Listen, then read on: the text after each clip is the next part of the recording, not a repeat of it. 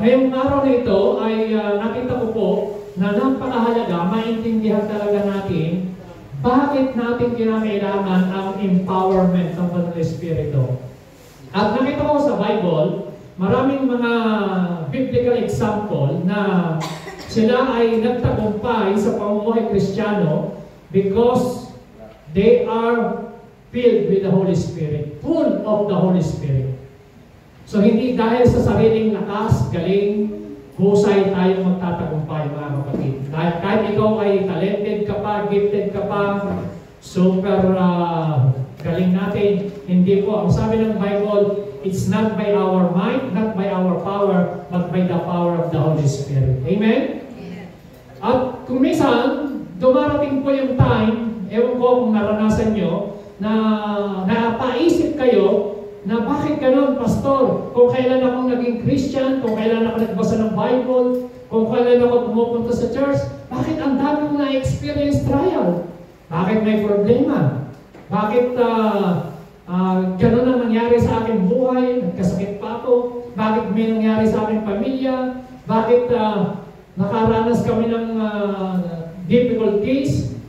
Mabigat na problema. So, tapos, dumarating yung time, kung ikaw ay dumarating yung time na parang gusto mo nang mag-give up, gusto mong sumuko, parang ayoko na, ganun din naman. Wala namang, parang ayoko na mag-church, ayoko na magbasa ng Bible, ayoko na mag-pray, wala namang sagot sa prayer, wala namang, parang tingin natin ay kumisan ay parang walang nangyayari, pero sasabihin ko sa iyo kapatid, may ginagawa ang Panginoon. Amen? Amen! Sa tingin lang po natin kumisan, dahil tayo po ay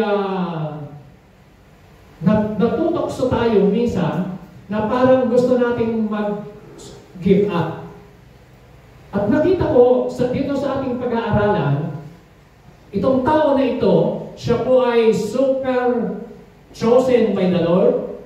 Siya po ay super pastor. Sabihin natin na mula sa tiyan pa lang, chosen na siya, pinili ng Panginoon.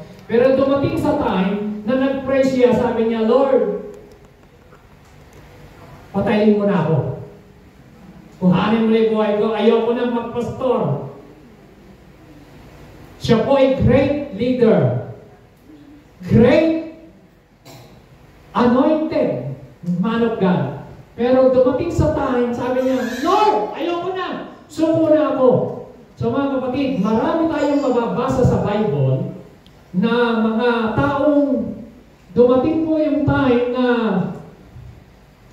na sila po ay ibig na nilang sumuko sa buhay. Halimbawa, si Elijah, the great anointed prophet, ito po ang kanyang panalangin.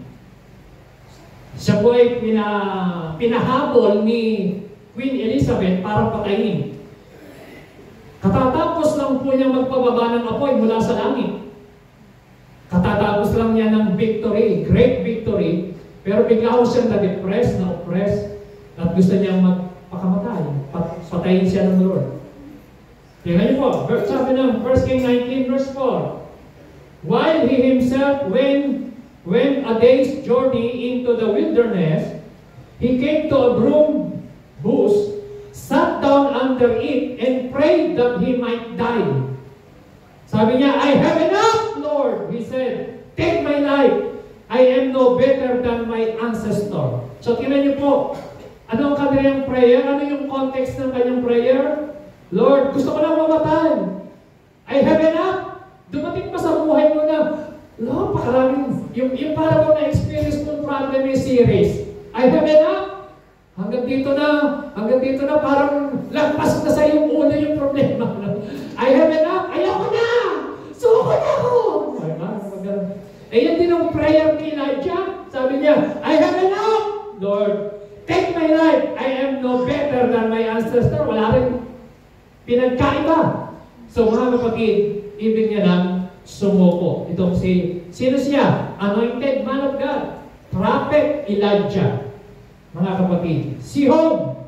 Alam natin si Job na pinili ng Panginoon, righteous man, may takot sa Diyos, matulungin, mayaman. Meron siyang good beginning ng ministry. ng buhay niya. Good ending, but in the middle, maraming nangyari. Are you listening? Amen. Are you with me? Amen. Si Job, mga kapatid, by the way, ang Book of Job, yan po ang pinakamatandang libro sa Bible pag nagbabasa kayo. Mas matanda pa yan sa mga ibang libro, ang Book of Job. Okay, makikita po ninyo, yung kanyang beginning, napakaganda. Yung kanyang ending, lalo na mas maganda kasi tinobi yung blessing. Tama ba ba? Amen. Gusto niyo ba ganong ending? Amen. Double blessing? Amen. Pero, yung in between, yung pagitan, yung kanyang journey, maraming nangyari. At ito po, isa sa kanyang prayer, Job chapter 1, ito pong sinabi niya, after this, verse chapter 3, Job opened his mouth and cursed the day of his birth. Sinumpa niya yung kanyang pagkapanganak. Sabi niya, kumbaga sa terminology natin, sana hindi na lang ako pinanganak. Ganito pala buhay. May problema, may pagsubok.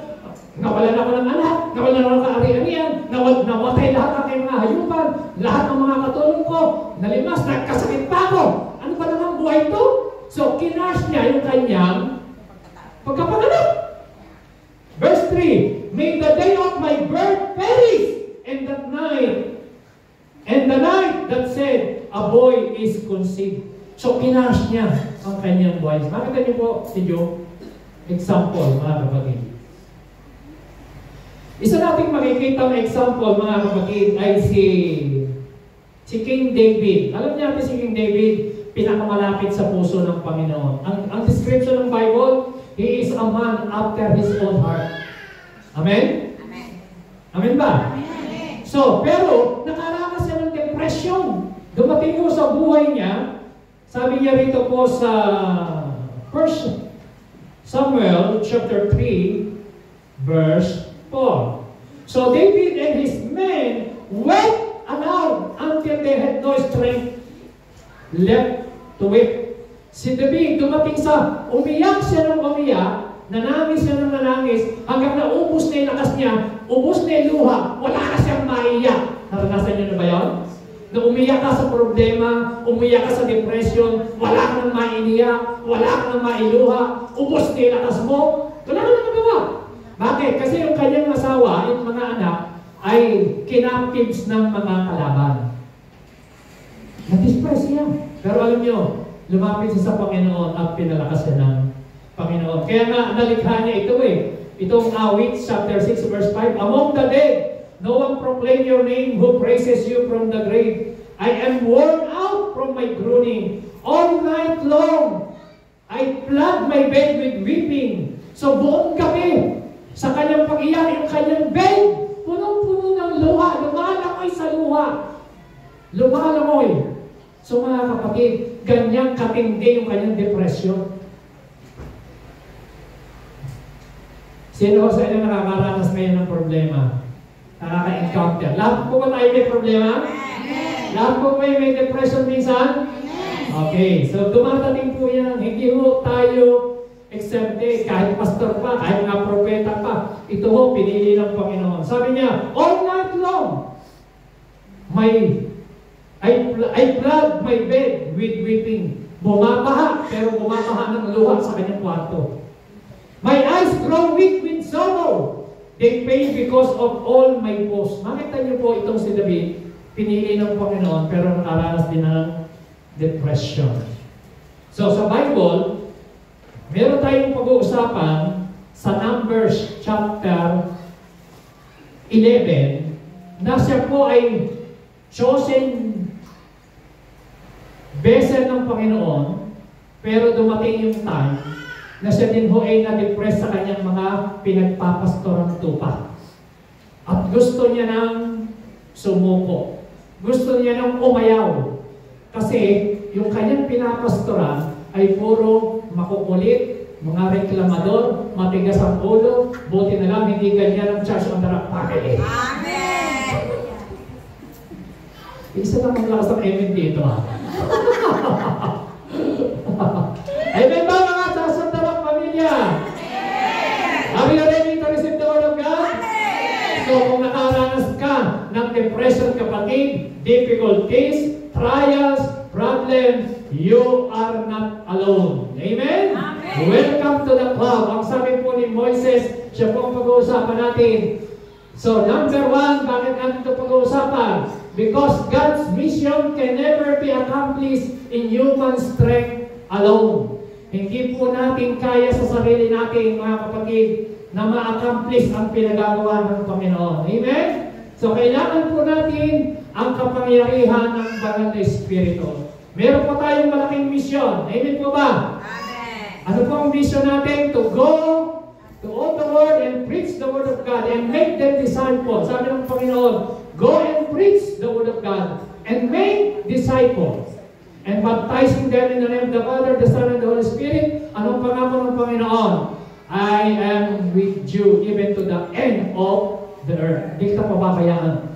So makikita natin si Moises, ano ho ang kanyang ginawa at anong ginawa ng Lord sa buhay niya nung siya nakaranas ng matinding depression sa kanyang pinagpapastoral. Imagine pa naman ang kanyang hawak na tupa ay 2 milyon. Sakit sa ulo yun. From Egypt going to Promised Land, pangungunahan niya yun. So makikita po natin Numbers chapter 10, verse 33 and 34. The people of Israel began their journey from Mount Sinai.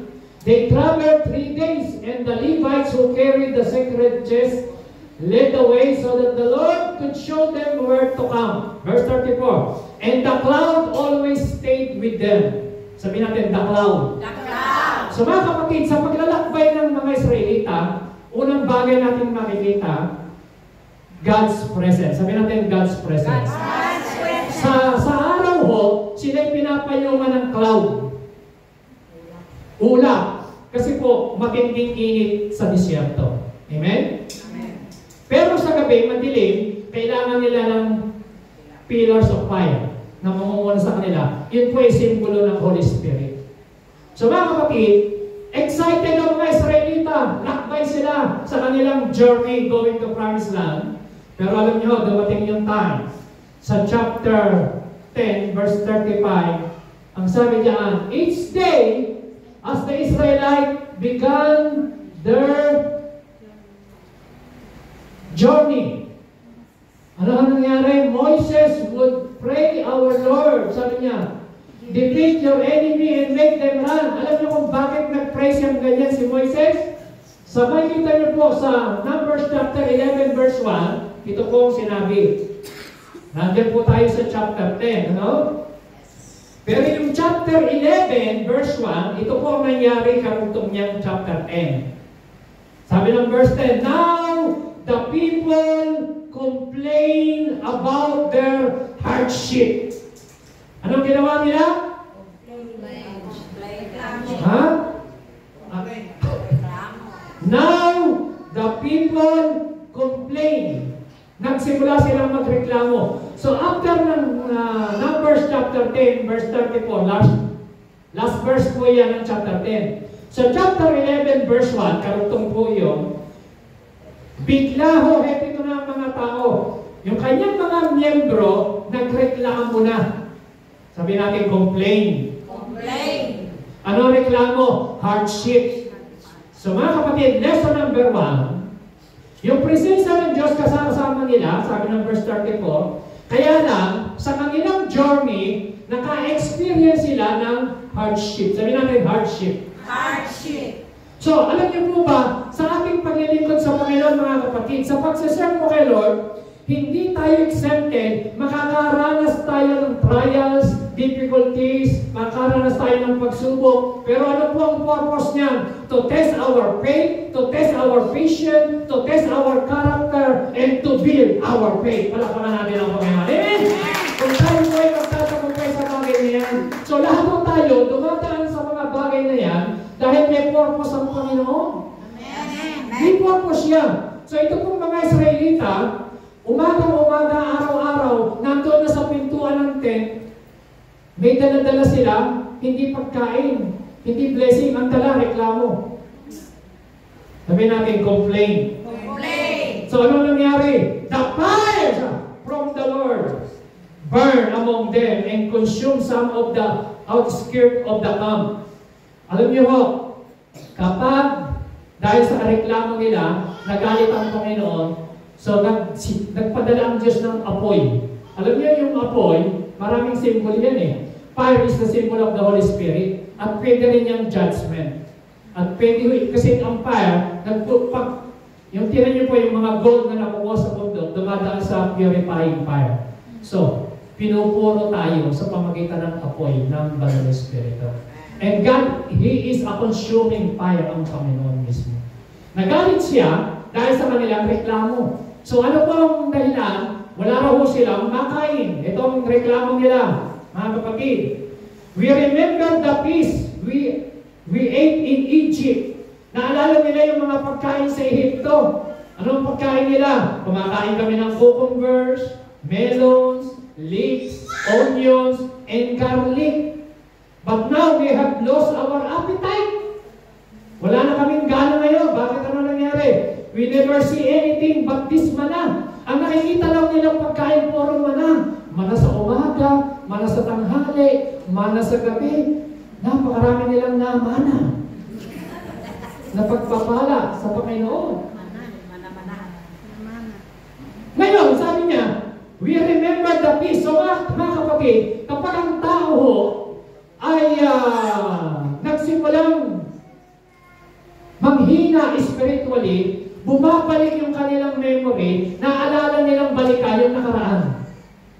Amen, amen? Amen. So alam niyo ba, na kapag ikaw ay spiritually down, napakadaling mag-give in sa trials. Napakadaling mag-give in sa temptation. Napakadaling sumuko. Napakadaling umayaw kapag ikaw ay mahina, weak spiritually. So kaya kinakailangan ng mananampalataya ng infilling by the Holy Spirit. Amen. Amen? Amen. Kasi po, araw-araw, halimbawa, dati puspos ka, tapos nagka-problema ka. So habang parang yung cellphone, di ba yung cellphone, pag sinarge mo yan, hindi naman one time walang charge yan eh. Nalow ba?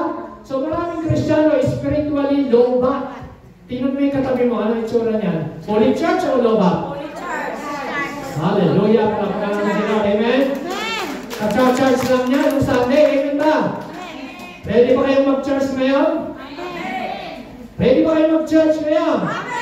Mag-charge ulit tayo. Kailangan fully charged tayo. Amen? Eh yung iba nga isang bar na lang ayaw kong mag-charge.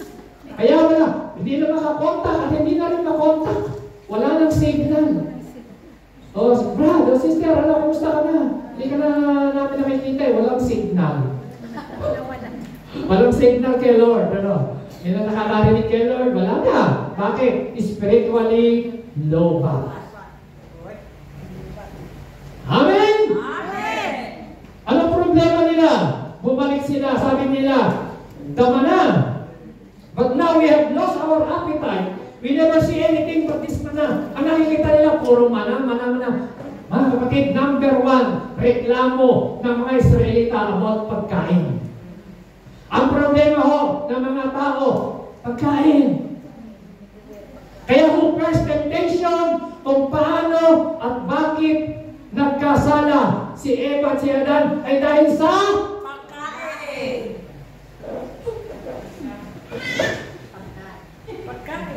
Dahil sa pagkain. Maraming lumalabas ang ugali pagdating sa pagkain.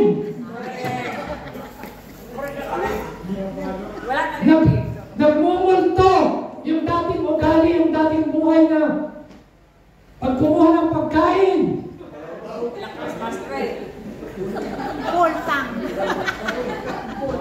Pultang. Mataas. Hindi naaalala yung mga ibang hindi pa kumakain. Parang architect. May second floor, may third floor, may fourth floor. Meron pang mga dekorasyon sa gilid. Ibig sabihin, hindi mo masama, kaya lang, alam niyo po sa Bible nakikita niyo, yan din ang naging problema ni Esau. Ipinagpalit yung kanyang birthright dahil sa pagkain.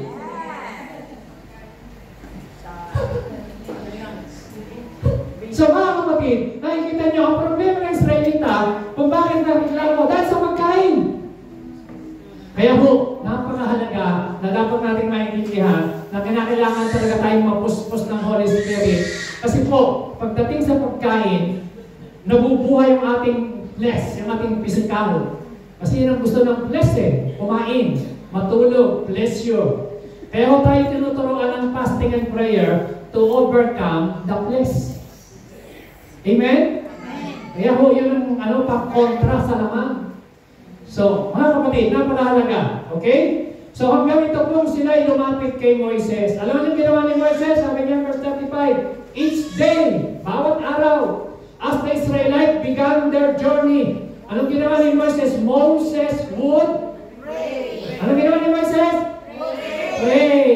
Our Lord, sabi niya, defeat your enemy and make them run.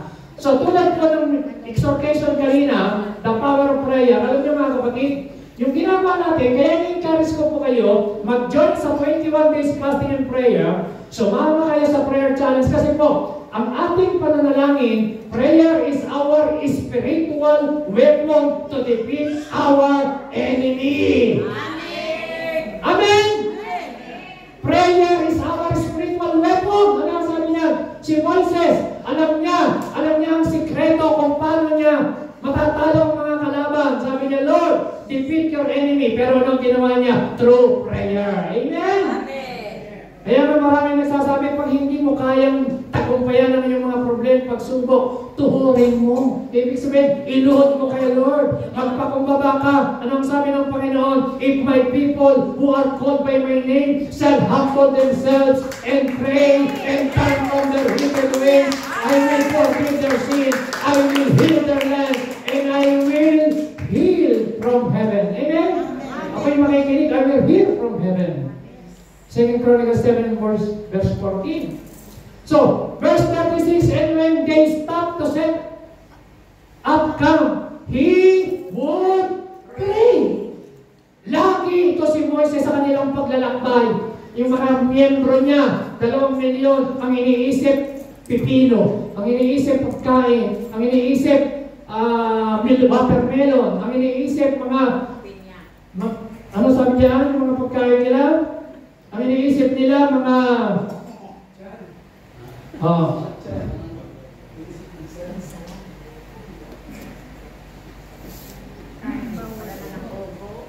garlic, onion, leeks, cucumber, melon, peas. Yan ang iniisip nila. Pero si Moises, ando nakikipag-usap sa Diyos. Amen? Amen. Amen ba? Amen. Nagsusumbong kayo ng Lord, yung mga tupa ko. Ang iniisip, puro isda, lubina, dorada. Lord, ang iniisip nila, pagkain. Takal ng mensahe ni Pastor, tutanda ko. Pero mga kapatid, wala sa church ang tara. Amen? Amen! Pero, tingnan niyo po, si Moises, ano ginagawa? Nasaan siya? Nagpipray. Alam niyo mga kapatid, 6:30, kinakailangan namin gumising para pumunta rito sa church, para manalangin. At sino lang ang aming panalangin? Kayo! Amen! Amen! Ano yung pinag-pray? Na tayo'y magkaisa, na magpagamit tayo sa Panginoon, na tayo'y magkaisa, na hanapin natin ang mukha ng Diyos, na tayo'y magkaisa, na tayo'y mapuspos ng banal na Espiritu, na tayo'y magkaisa, na makishare tayo sa burden ng pinagagawa ng Panginoon sa atin para makompleto ang mission ng Panginoon. Amen? Amen. Amen ka ba? Pinag-pray natin ng bansang Espanya. Pinag-pray natin ng Pilipinas. Pinag-pray natin ng Israel. Pinag-pray natin ang mga nangyayari sa mundo. So mga kapatid, kaya sabi ng Bible, watch and pray so that you may not fall into temptation. The spirit is willing but the flesh is weak. Gusto ng spirit tayo mag-pray, pero gusto ng flesh matulog. Tingnan yung katabi mo kung tulog na. Wala pa naman. Talapakan natin si Lord. Amen? Amen? Hallelujah! Ano sabi niyang Bible? Soon, ano sabi? Kaya umasa. The people began to complain. Thank you. Amen. Nagreklamo sila. Tama mo ba? Amen. Tama mo ba? Amen. Nagreklamo sila. Anong reklamo nila? Hardship. Ano ginawa ni Paul, ni Moises? Sorry, verse 2. Then the people came to Moses for help. And when he prayed to the Lord. Ang kanyang ginagawa palagi ni Moses sa tuwing may reklamo, ang mga miyembro niya, pray. Pagka may problema, pray. Yan po ang spiritual na solusyon. Kapag may problema, kapatid, number one mong pwedeng gawin, manalangin ka. Palapakan natin ang Panginoon. Amen? Amen? So, difficult circumstances will come. Dumarating yan. Tandaan niyo po, sa ayaw at sa gusto natin, tayong mga Kristiyano, meron tayong mararanasan. Number 2, Moses became discouraged and wanted to quit. Kaya nga, tamang-tama yung pinunta kanina na compare, nakita ko po na will the Lord, ayaw niya na tayo yung mag-quit. Amen? Si Moses gusto niya nang mag-quit, pero pinalakasan ng Panginoon. Kasi alam niya kung sinong lalapitan niya si Lord. So, dapat alam natin kung kailan tayo lalapit sa Panginoon. Kasi po, minsan talaga nakaka-discourage. Alam niyo, isang araw, kung may kayo kumakain si Asia, nasa mesa kami, nagkakaroon kami ng discipleship pala. Tapos tinanong niya ako ni Asia, sabi niya, Papa, meron ako itatanong. Ano yun? Hindi ba dumarating sa pagkakataon na ikaw ay nadi-discourage o ayaw mo na, umayaw ka na, parang ayaw mo na magpasto? Magandang tanong ako. Sabi ko sa kanya, maraming beses. Maraming beses, talagang dumarating si Moises na discourage rin. Si Elijah na discourage. Si David na discourage. Si Paul naranasan ng discouragement, oppression. Pero mga kapatid, dapat alam mo kung sino lalapitan mo. In times of discouragement, lumuhod ka, lumapit ka sa Panginoon. And the Lord encourage yourself. Amen? Sabi ng Bible. And David encouraged himself before the Lord. So ang pwede mong gawin, lumapit ka sa Panginoon at ang Diyos ang magpapalakas sa iyo. Ang Diyos, amen? Amen. Because discouragement, it kills your vision. Pag ikaw ay na-discourage, mawawalan ka ng vision, mawawalan ka ng gana. It kills your joy. It kills your happiness. Pag na-discourage ka, ayaw mo na, wala ka ng sigla. Pero mga kapatid, alam ni Moises kung sino lalapitan niya, ang Panginoon. Amen? Kaya lagi siyang nananalangin. Tingnan niyo ho. The Israelites stood around their tents. Lagi sila nagre-reklamo. Ano nangyari? Moses heard them and was upset. Sabihin natin, upset. So si Moises, na-upset siya sa reklamo ng kanyang mga tupa. Alam niyo mga kapatid, ang nakaka-discourage sa isang lingkod ng Panginoon ay yung mga reklamo. Ha? Maraming mga Kristyano, pag-isip pa lang sa umaga, nakapag-play na. Pagka-winter, ang reklamo, sobrang lamig. Pag-summer, ang reklamo, sobrang init. Pag walang trabaho, ang reklamo, walang trabaho. Pag maraming trabaho, ang reklamo, sobrang trabaho. So, pag walang makain, ang reklamo, walang pagkain. Pag maraming pagkain, ang reklamo, Tupperware, wala lalagyan. Lero lang. Pero mga kapatid, ang reklamo ng tao, lahat, yan ang complaint. So, anong ginawa? Verse 11 ni Moises. Pray. Ano ginawa ni Moises? Pray. Ano ginawa? He prayed. Sabi niya, pwede ba natin basahin sabay-sabay? I am your servant, Lord. So why are you doing this to me? What have I done to deserve this? You made me responsible for all these people. Oh, ilakas niyo. Verse 12. Hindi mo naman sila anak. You told me to nurse them along and carry them to the land you promised their ancestors. Verse 13. They keep waiting for meat, but where can I get meat for them? Ang reklamo nila, sawa na sa isda, sawa na sa pipino, sawa na sa sibuyas, sawa na sa garlic. Ang gusto ngayon ay karne.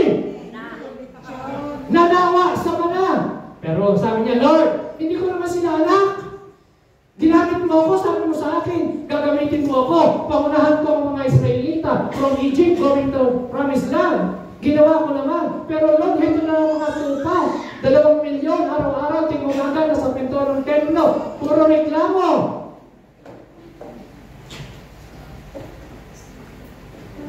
So mga kapatid, ang nagre-reklamo sa Old Testament, especially sa panahon ng mga Israelita, tinutuklaw ng ahas.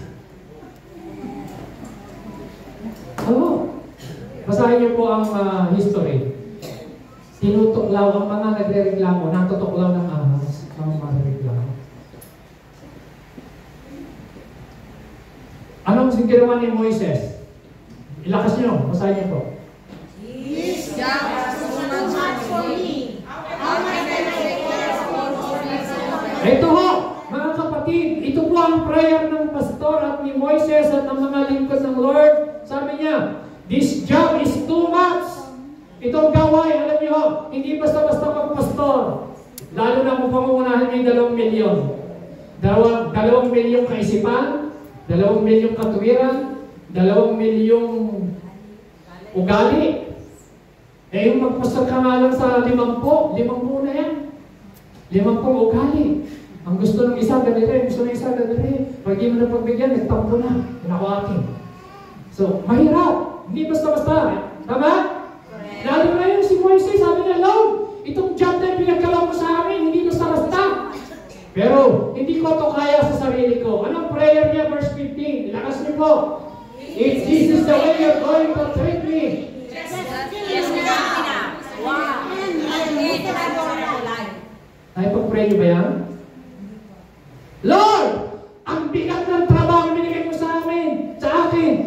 Patayin mo na lang kaya ako. Kill me now. End my miserable life. Dumating ho ba sa tingin mo na parang miserable ang tingin mo sa buhay? Parang malas mo naman? Parang walang nangyayari? Nasunugan na? Ginakawan ka? Namatayan na?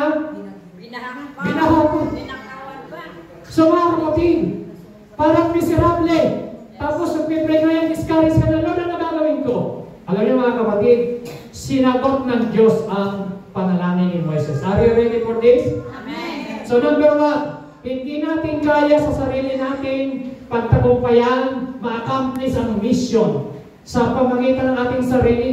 Kaya sabi niya, can I take care of all these people by myself? Alam niyo mga kapatid, hindi sa sarili nating lakas, hindi sa sarili nating galing. Alam niyo, ang pamumuna sa isang church ay hindi pa husayan, hindi pa galingan, hindi pa talinuhan. Hindi po yan. Kung hindi ang mamuna sa gawain ng Panginoon, ang magpagamit sa gawain ng Panginoon.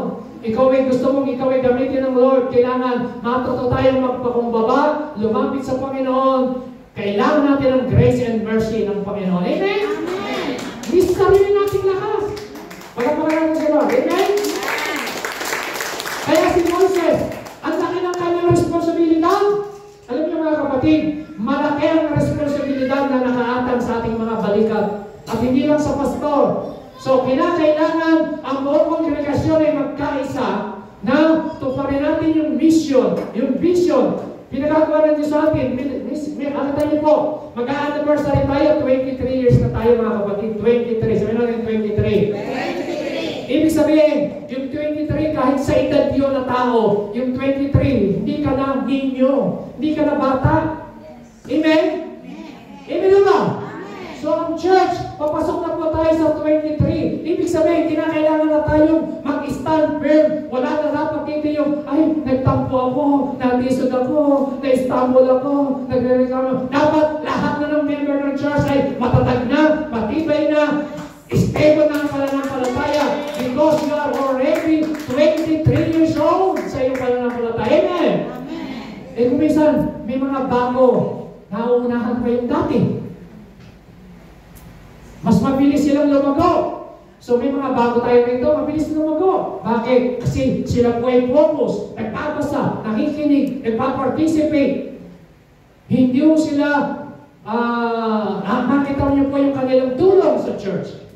Ando yung burden. So yan po ang ginawa ng yung sagot ng Lord. Sabi ng Bible, basahin niyo po yan, 1 Peter 4:7. Last niyo po. But the end of all things is at hand. Therefore, be serious and watchful in your prayer. Mga kapatid, sabi ng Bible, the end of all things, malapit na ang the end. Hindi natin alam kung anong buwan, kung anong araw. Pero ang sabi ng Lord, be serious. Sabi mo sa katabi mo, be serious. Hindi, sabi mo sa katabi mo, sister, be serious. Sabi mo ka ng Bible. Tagalogin mo, seryosohin mo na ang iyong pananampalataya. Amen! Ano ang reason? Mga kapatid, anong reason? Bakit kinakailangan tayo mag-serious? But the end of all things is at hand. Malapit na. Paano natin nasabing malapit, Pastor? Lahat ng mga nangyayari sa mundo, open your eyes, tingnan natin. Ano nangyayari sa Israel? Ano nangyayari gera sa Iran at sa Israel? Sa Ukraine at sa Russia? Ano nangyayari sa mga iba't ibang panig ng mundo? Yung mga hindi binabaha, yung mga hindi nakakaranas ng bagyo. So makita niyo po yung nangyari sa Valencia. Maraming nawala ng bahay, maraming nawala ng magulang, maraming nawala ng anak, maraming nawala ng kotse, nawala ng trabaho, nawala ng pera, nawala lahat ng material na bagay. Ang natira na lang yung buhay nila. Kaya mga kapatid, be serious! Amen! Ang sabi ng Bible, be serious. Sabi niya, be serious. Kailan tayo magsiseryoso sa pananampalataya? Sabi ng iba, Pastor, saka na lang ako magsiseryoso, malakas pa ako, wala naman ako nararamdaman. Pastor, saka na lang ako magsiseryoso, pag ako'y matanda na. Pastor, saka na lang ako magsiseryoso, pag sinabi ng doktor na may taning na buhay ko. Pastor, saka na lang ako magsiseryoso, kapag ka-ready na ako. Kapatid, this is the time. The end of all things is at hand. Therefore, brothers and sisters, be serious with your faith. Sabi sa Panginoon, be serious. Seryosohin natin ang paglilingkod sa Panginoon. Amen? So, ang paglilingkod sa Lord, hindi po ito naroon. Yes, dumadaan tayo sa mga trials, problem. Kaya nga, mayroon din paraan. Sabi, watchful in your prayer. Watchful in your prayer. Bantayan natin ang sarili natin. Bantayan natin, tingnan natin, may ginagawa ang kaaway. Ang sabi ng 1 Peter 5:7, sabi ron, the devil, he is like a roaring lion, looking for someone that he might devour. Naghahanap siya ng masisira. Kaya ikaw ay nagpipray. Kaya nagbabantayan ang sabi doon, watchful in your prayer. Sabi nyo, be watchful in your prayer. Be watchful. Kaya kung tayo in-encourage natin tayo manalangin. Yung iba naman, wala rin. Dead pa lang. Dead pa, ganun pa rin. Kahit anong gaya ng preaching, kahit anong gaya ng encouragement, kahit anong gaya ng motivation, dead pa lang. Prayer. So sabi ng Bible, alam nyo, yung naranasan ng Espanya, daang taon na hindi naranasan, ngayon lang nilang experience yun. Kapatid, sabi ko sa inyo, hindi nyo natin alam, kahit tayo nandito sa Marbella, alam nyo, maraming panaginip si Asia. Maraming mga tubig na umaahon dito. I pray na huwag mangyari. Pero, hindi natin alam, God is in control. Amen? Ang Diyos ang nakakaano. Kailan tayo magsiseryoso? Kailangan seryosohin natin ang pinagagawa sa atin ng Panginoon. Palakpakan natin ang Panginoon. So, ano ang sagot? Ito po ang answer. God's answer is a spirit-empowered community rather than one anointed person. Yan ang sagot ni Lord.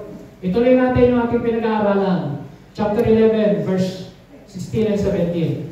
The Lord said to Moses, itong sagot, nung nag-pray siya, Lord, ano gagawin ko dito sa mga Israelita? Puro reklamo. Hindi yata sila seryoso. Sabi ng Lord, ito ginawa, ito sagot ni Lord, makinig kayo mga kapatid. The Lord said to Moses, bring me 70 of Israel leaders who are known to you as leaders and official among the people. Have them come to the tent of meeting that they may stand there with you. Tingnan niyo po, verse 17, sabahin niyo po ako magbasa. I will come down and speak with you there, and I will take off the spirit that is on you and put the spirit on them. They will help you carry the burden of the people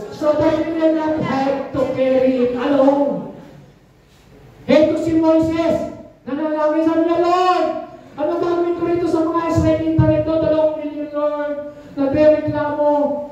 Ang naisip nila puro pagkain. Nanawa na sila sa mana. Gusto nila ngayon ng entrecote. Gusto nila, Lord, ng solemnilyo. Gusto ng karne. Sabi niya, ano gagawin ko, Lord? Alam niyo, sabi ni Lord, pumili ka ng mga opisyal, ng mga leader, ng mga worker, ng mga tao. Lahat sila. I will come down, bababa ako. Amen? Amen mo ba? Nakaready na ba kayo na bumaba ang Banal na Espiritu sa bawat sa atin? Are you ready? I will come down and speak with you. And I will take, pansinin niyo po ito, itong solusyon ng Lord. I will take of the Spirit that is on you, tapos, and put the Spirit on them. Ano ang pinakikita ron? Pinakikita ng Lord na Moises, ito ang solusyon. Kinakailangan yung mga member mo maturuan, mapuspos ng Holy Spirit, ma-empowered by the Holy Spirit, para hindi sila reklamador. Kailangan sila mag-mature, hindi sila maging karnal, hindi sila maging baby Christian. Kailangan sila ma-filled with the Holy Spirit. Yan ang lesson dyan. At yung mga puspos na yan ang makakatulong mo sa ministry, sa burden. Hindi ka nag-iisa. Kaya sa church, ang mga tao makakatulong mo, yung mga spiritual na tao. Amen. Pero yung mga hindi spiritual, sila yung mareklamo. Sila yung mga karnal. Sila yung mga problema. Pero hindi naman sa church natin, lahat tayo puspos. Amen? Hindi makapaniwala. Amen ba? Amen? Ang solusyon ng Lord, kumuha ka, 70 leaders, official, yung Espiritu nasa iyo, na ikaw yung nasa iyo, ilalagay ko rin sa kanila. Anong pinakikitang lesson? Ang solusyon ng Lord sa problema ninyo. Hindi sinabi ng Lord, let no. Hindi sinabi ng Lord kay Moises, pagpasensyahan mo na yung mga Israelita, hindi ang solusyon. Hindi yung pagtisan mo na sila, hindi yung sinabi ng Lord eh. Ang solusyon ng Lord, kumuha ka 70 leaders, official. Yung Espiritu nasa iyo, ilalagay mo sa kanila. So, ang solusyon mga kapatid, sa problema natin, because ang ating problem is spiritual, ang solusyon is spiritual. Kailangan, we must be filled with the Holy Spirit. Amen. Kailangan natin ng empowerment. Kaya pala, sinabi ng Panginoon sa mga disipulo, stay in the city until you have been cloaked power from on high. Sinabi ng Panginoon, huwag mo na kayong humayo, huwag mo na kayong mangaral, hanggang di kayo mapupuspos, kasi ang solusyon talaga para gamitin ka miraculously, powerfully. Mga kapatid, kailangan you must be filled with the Holy Spirit. So kailangan natin ang power of the Holy Spirit to overcome temptation, power of the Holy Spirit to overcome trials, power of the Holy Spirit to overcome sickness, to do signs, wonders, and miracles. Kailangan po natin ang power ng Banal na Espiritu para po, for witness, tayo po ay maging epektibong patutuo ni Kristo. So without the power of the Holy Spirit, we can do nothing, mga kapatid. Amen? Kaya yun ang solusyon ng Panginoon. Sila yung makakatulong mo. So mga kapatid, yan po ang solusyon. Ang sabi ng Bible, it shall come to pass afterward that I will pour out. Ibubuhos ng Diyos sa kanyang Espiritu sa lahat. Hindi lang po sa pastor. Ang sabi dyan, all flesh. Sabi niyo, all flesh. Ibubuhos ng Diyos. Promise po ito, mga kapatid. Ibubuhos niya ang kanyang Espiritu. Anong nangyayari? Your son and your daughter shall prophesy. Your old men shall dream dreams. Your young men shall see vision. Magkakaroon tayo ng vision, dreams, and revelation. Nakita niyo po. Even on the male and female servant, kasi mga katulong. So kahit tayo mga katulong, pupuspusin ng Banal na Espiritu. Sabi niya, I will pour out my Spirit. Amen? Number 3, the great need of the church today is Spirit-empowered people. Yan po ang kailangan. Tingnan niyo po. Numbers 11:26. Balik tayo sa ating text. Itong si Eldad at saka si Medad, dalawang leaders ni Moises, who had not gone to the tent, hindi nagpunta sa tent, nung ibinuhol nung ina na yung spirit. But when the Spirit took control of them, sabihin niyo po, basahin natin, go. But when the Spirit took control of them, ano nangyari?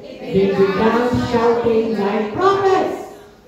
Right there in the path, a boy ran to Moses and told him about them. Alam niyo, pag ikaw ay napuspos ng Holy Spirit, magsisimula kang gamitin ng Panginoon. Hallelujah! Amen? Amen! Yan ang kailangan. Kaya pala sabi ng Panginoon sa 120 disciples, maghintay kayo until you have been empowered by the Holy Spirit, mga kapatid. Si Joshua, sino po si Joshua? Siya po general ni Moises. Right hand. Ano yan Sabi niya, Joshua was there helping Moses as they had done. Since he was young, bata pa siya, kasama na ni Moises, ayudante. And he said to Moses, Sir, you must stop them. Anong sagot ni Moises? Verse 29, lakas niyo po. But Moses replied, Are you concerned what kings might do to me? Anong sabi niya? I wish the Lord would give His Spirit to all His people, so everyone could be a prophet. Sabi ni Moises, ang wish ko, ang prayer niya, ang desire niya, lahat ng kanya palang mga tupa, mga tinuturuan ay mapuspos ng Holy Spirit. And that is also my wish. That is also my prayer. Kaya ini-encourage ko po kayo mga kapatid, ipag-pray natin, i-desire natin, i-seek natin ang presensya ng Panginoon. Amen? Then, Moses and the 70 leaders went back to camp. Amen? Ano sabi ng Bible? All of them were filled with the Holy Spirit. Sino yan? 120 disciples. Basahin natin. And they were all filled with the Holy Spirit and began to speak in other tongues as the Spirit gave them to utterance. Sino yan? 120 disciples. 7 deacons. Sino yun po? Nagka-problema. Lumalago na ang church. Nagka-problema sila sa kainan naman. Pagkain. Verse 3. Ano ang sinabi? Brothers, chose 7 men from among you who are known to be full of the Holy Spirit and wisdom. Imagine mga kapatid, makinig kayo. Ang problema nila, pag didistribute ng pagkain. Kasi hello, amen po ba? Ang problema nila, distribution ng food. Alam mo sabi ng apostol, kami magkakonsentrate kami sa prayer and word. Pero pumili kayo ng 7 diakono. Pero ang requirement, puspos ng Holy Spirit. Hindi puspos ng antok. Puspos ng Holy Spirit. Amen, palapakan natin ang Lord. Amen? Anong pipiliin? Pastor, magdi-distribute lang ng pagkain. Bakit kailangan pong puspos ng Holy Spirit? Diyan nagsisimula. Amen ba? Amen ba? Kasi, tingnan niyo po, tuwing anniversary, ang daming reklamo, daming problema sa pagkain. Pastor, yung isa binigyan ng pasit, ako walang pasit. Yung isa binigyan ng gano'n, ako walang gano'n. Yung isa puro pagkain. Nabaw, matapos ang anniversary natin, walang lumabas na problema sa pagkain. Amen? Amen. Kaya na kailangan lahat ng mga in charge sa kusina. Puspos ng spirit of wisdom. Kasi dyan natin train. Yung iba, hindi po oras ng kainan. Gusto na kumain. Amen. Kung amen daw. Kung merong dito na. So yung iba naman, kumain, hindi naaalala yung hindi pa kumakain. So mga kapatid, kailangan, pagkain pa lang yan, puspos ng Holy Spirit and wisdom ang requirement ng ilalagay. Mga kapatid, how much more kung ikaw ay nagpapaawit ka pa? Nasa ministry ka, dapat puspos ka ng Banal na Espiritu. Amen? Amen. Si Stephen, isa yung sa napili. Basahin niyo po, Acts 6:5, ilakas niyo. This proposal gave the whole group. They chose Stephen, a man full of faith of the Holy Spirit, and also Philip. Alam niyo mga kapatid, yung 7, makinig kayo, yung 7 deacons, isa sa napili doon, si Philip at saka si Stephen. Tignan niyo ho, alam niyo po sila, si Philip at saka si Stephen, napili lang nagsiserve sa table, bandang huli naging evangelist. Alam niyo si Philip evangelist yan, naging evangelista yan. Tapos nagkaroon pa siya ng mga anak ng propeta. Alam niyo mga kapatid, nagsimula lang, nagsiserve sa pagkain, puspos ng banal na Espiritu. Si Barnabas, puspos ng banal na Espiritu. Oh, full of the Holy Spirit and faith. He was a good man. Alam niyo mga kapatid, magiging good man tayo kapag ikaw ay puspos ng banal na Espiritu at pananampalataya. Palagpakan natin ang Panginoon. Amen? Ano ba? Si Pedro, kayo mabasa. Peter, full of the Holy Spirit, answered them, leaders of the people and elders. Si Pedro, puspos ng banal na Espiritu. Si Paul, Acts 13 verse 9, basahin niyo po. Then Saul, also known as Paul, was filled with the Holy Spirit. Alam niyo mga kapatid, itong mga tao na ito, puspos ng banal na Espiritu. Si Jesus, puspos ba si Jesus? Basahin natin, go. And Jesus, full of the Holy Spirit, returned from Jordan and was led by the Spirit in the wilderness. Mga kapatid, alam pinakikita ko sa inyo, kung itong mga tao na ito, mga apostol, mga ordinaryong tao, mga mangingisda, mga ginamit ng Lord, anong naging sikreto? Full of the Holy Spirit. So tayo ho, wala ho tayong magiging tagumpay sa sarili natin. Kaya na kailangan natin. Sabi nga ng Bible is not by our might, not by our power, but by the power of the Holy Spirit. Tayo pong lahat ito ngayon. Hallelujah. Praise God. Tayo po ay meron po tayong communion. Pero bago po tayo mag-communion, gusto ko po tayong manalangin. Hallelujah.